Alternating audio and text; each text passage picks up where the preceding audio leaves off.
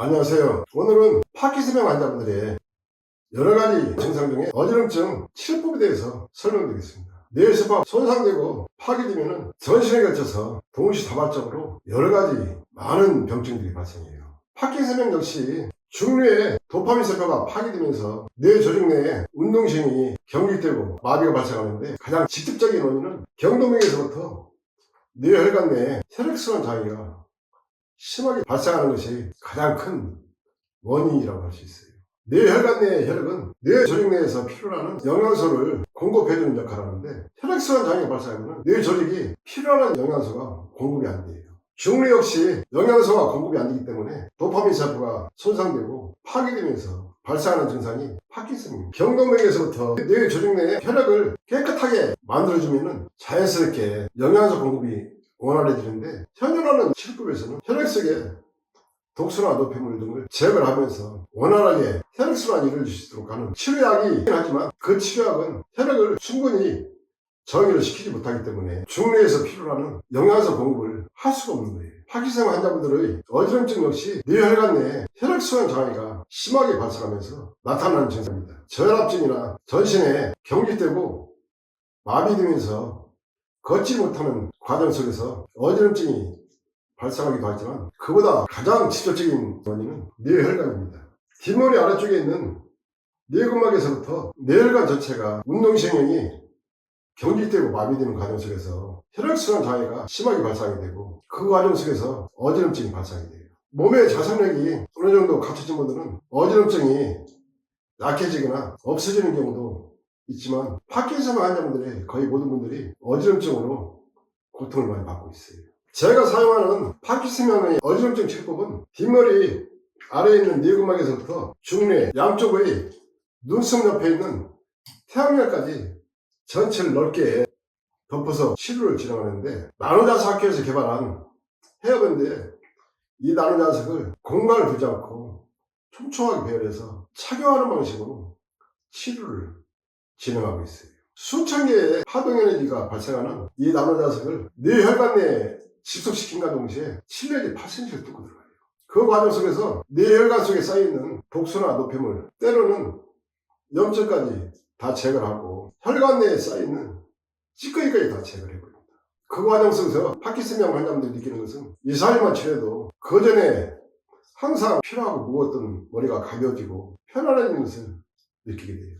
또 중뇌와 뇌혈관이 필요한 영양소를 충분히 공급을 하게 되기 때문에 파괴가 진행되고 있는 도파민 세포를 다시 다 살려주면서 어지럼증 역시 상당히 빠르고 강하게 치료가 이루어집니다. 뇌혈관이 맑아지고 깨끗해지면 뇌혈관으로 인해서 발생한 여러가지 많은 증상들이 다 자연스럽게 제어가 돼요. 뇌혈관 내에 운동신경을 강하게 활성화시켜주고, 그 과정에서 파괴되고 있는 도파민 세포를 다시 살려주고, 또 세포 내에 돌기부분까지 일정하게 다시 배열시키면서 치료가 이루어지는데, 그 치료 결과는 현존하는 어떤 치료법도 절대 따라올 수 없어요. 파킨슨병 치료약으로 치료해도 효과를 얻지 못하는 가장 큰 원인은 뇌혈관에서부터 인체 전체적으로 경직되고 마비되는 운동신경을 다시 살려주면서 전체적인 기능을 살려줘야 되는데, 치료하고는 절대 불가능합니다. 운동신경을 제대로 활성화시켜주고 살려주기 위해서는 반드시 기혈순환을 강하게 다시 활성화시켜줘야 돼요.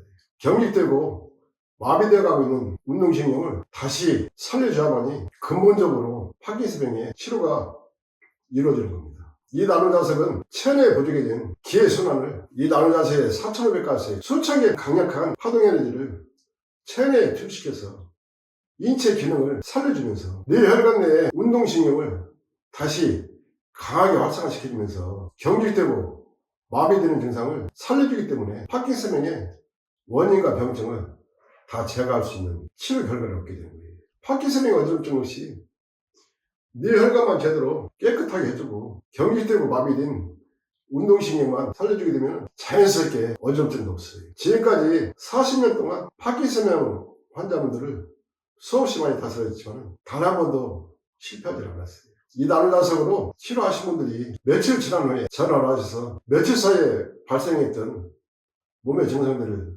말씀해 주시는 분들이 계시는데, 그런 분들이 다들 치료 결과에 만족하고 놀라는 분들도 많이 계세요. 오늘 말씀드리는 파킨슨병의 어지럼증 없이 이 나노자석으로 다스리는 과정에서 별 어렵지 않게 치료가 가능하고, 그 이외에 어눌한 발음이나 또 척추에서부터 골반까지 전체적으로 경직되고 마비되는 증상을 다스려야만이 제대로 효과를 얻을 수 있기 때문에 반드시 뇌혈관과 골반을 동시에 다스려야 됩니다.